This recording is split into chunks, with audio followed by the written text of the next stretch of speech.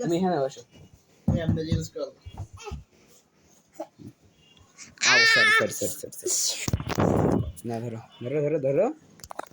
লাগছে। তুমি বসতে বলছি তোমার, বসো।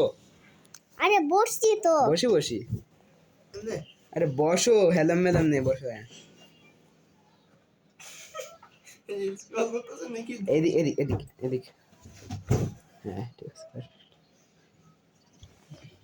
রান, আমি আসছি ভিডিও মধ্যে। আসছে শিওর। না চলো ভাইয়া, কি রে বল। হ্যাঁ বলো।